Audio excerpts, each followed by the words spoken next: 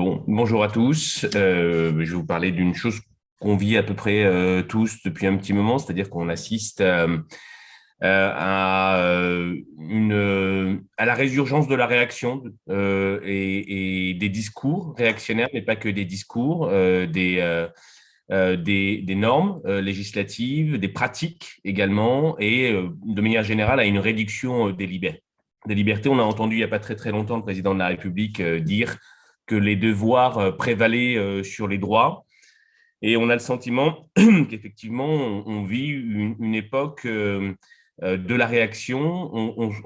Et la question, c'est de savoir pourquoi, comment inverser cette tendance et donc peut-être d'abord analyser ce qui s'est passé sur ces dernières 40 dernières années et comment on est passé progressivement d'une société où les droits prévalaient sur les devoirs à une société où finalement les libertés se réduisent progressivement. On l'a vu d'abord dans les normes législatives, on a eu une accumulation de législation sécuritaire, de législation qui avait pour tendance d'abord à augmenter le nombre d'infractions. Il y a eu un millefeuille législatif en matière pénale et en matière de procédure pénale, accroissement de la pénalité également.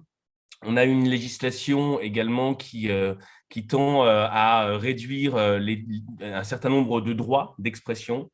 Le droit de manifester, par exemple, qui s'est progressivement réduit. On l'a vu avec la loi dite anti-casseurs, qui a eu pour vocation à essayer de réduire la possibilité de manifester, avec notamment l'interdiction de la dissimulation, l'interdiction de la dissimulation du visage, quand on sait que manifester sans masque aujourd'hui est devenu hautement improbable compte tenu de la quantité de gaz lacrymogène qui est diffusé dans les manifestations. Donc, concrètement, des législations qui ont essayé aussi de réduire le droit des journalistes, le droit on a vu le schéma national du maintien de l'ordre, par exemple. On a vu également la loi sécurité globale. Donc, une succession de législations, également en matière antiterroriste. Et ces législations ont progressivement réduit le périmètre des droits et libertés.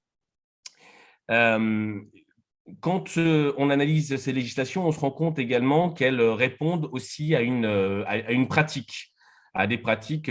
Quand on prend à nouveau le droit de manifester, on se rend compte que, eh bien, il y a eu de plus en plus de pratiques telles que les violences policières, qui avaient pour vocation à dissuader les manifestants de manifester.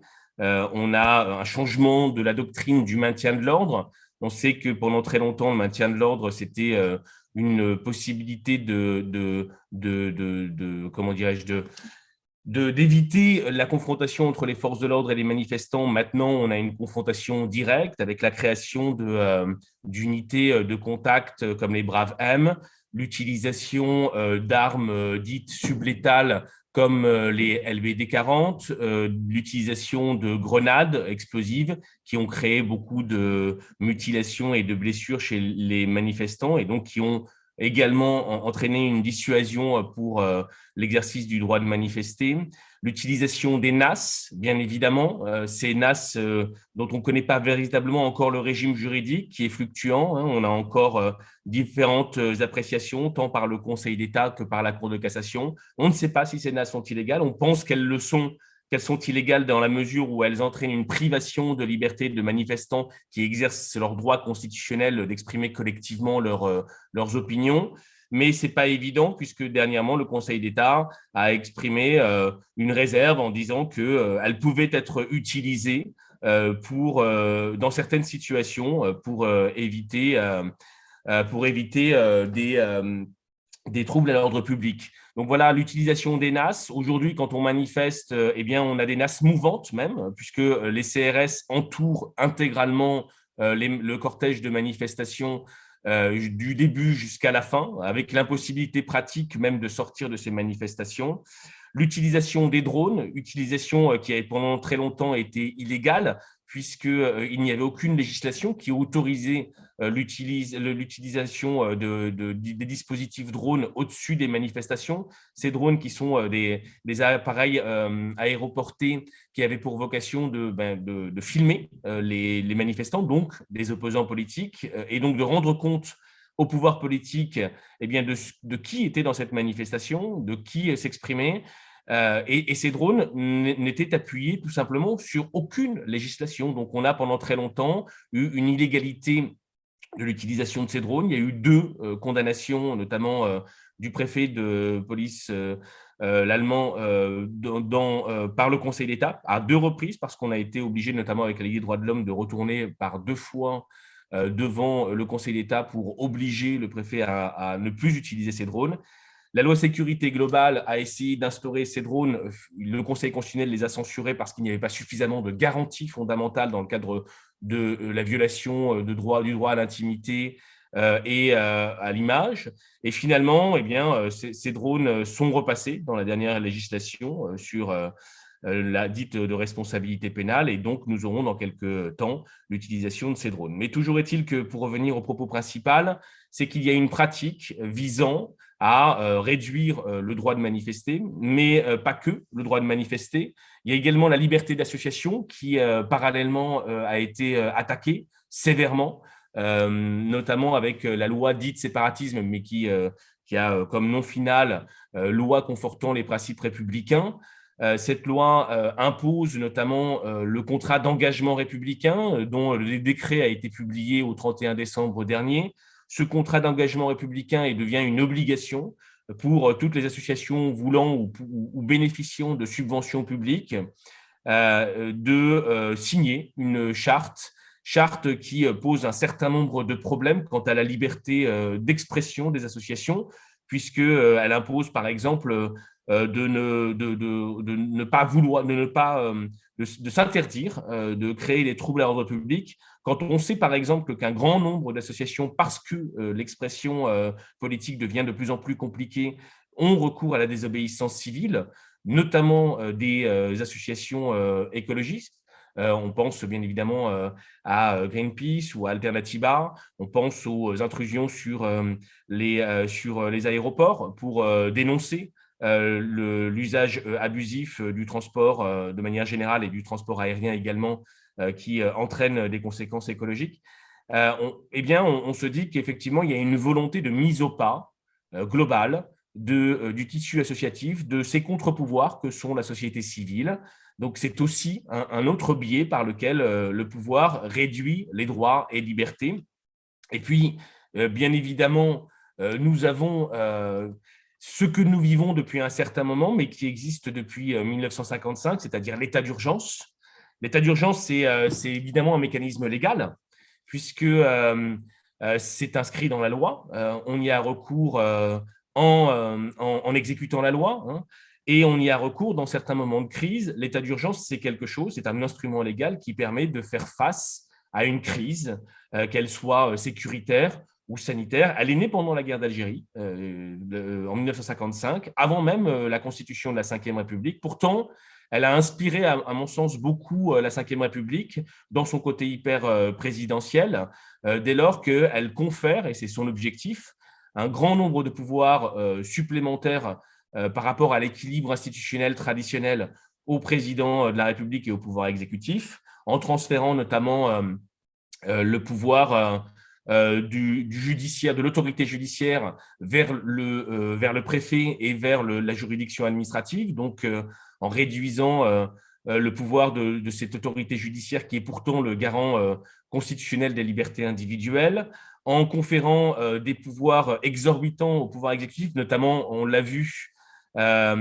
pendant l'état d'urgence sécuritaire de 2015, en autorisant des assignations à résidence décidées administrativement, en autorisant des perquisitions administratives également, décidées par le préfet ou par le ministre de l'Intérieur, mesures qui ont été en pratique appliquées, alors certes au début contre des militants écologiques qui voulaient participer à une contestation contre la COP21, mais également et majoritairement contre des personnes de confession musulmane dont il s'est avéré qu'elles n'avaient strictement aucun lien avec la menace terroriste à la suite des attentats de novembre 2015. Donc, une stigmatisation, bien évidemment, là aussi, des personnes de confession musulmane, tant par l'instauration de cette pratique de l'état d'urgence sécuritaire, mais également par l'instauration de discours instaurant une forme de continuité entre l'islam, l'islamisme, le terrorisme. C'est un discours qui aujourd'hui est devenu dominant. Il suffit d'allumer la télévision, d'aller sur CNews, sur BFM. Il suffit d'écouter les discours politiques majoritaires pour se rendre compte que cette continuité a irrigué le discours dominant et qu'il y a une forme d'hégémonie, alors bien évidemment de manière générale d'extrême droite, mais d'hégémonie dans cette pensée de la continuité entre l'islam et le terrorisme, avec une stigmatisation générale. Cette stigmatisation, elle a été irriguée notamment par la pratique de l'état d'urgence de 2015.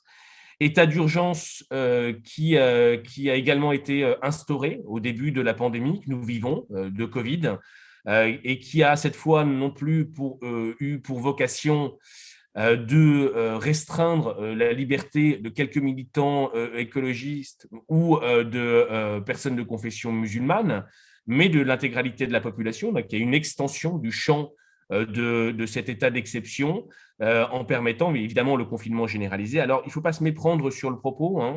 L'état d'urgence sanitaire a bien permis l'instauration de mesures de santé publique pour faire face à la pandémie. Ça va de soi. Mais il n'a pas eu que cette vocation. Il a aussi eu pour vocation d'autoriser finalement, d'avoir un effet d'opportunité pour le pouvoir, visant à restreindre les libertés encore plus qu'elles ne l'étaient.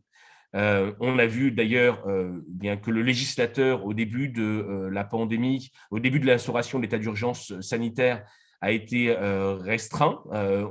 Son action a été réduite. Il y a eu un certain nombre d'ordonnances de l'article 38 qui ont conféré à l'exécutif le pouvoir de légiférer.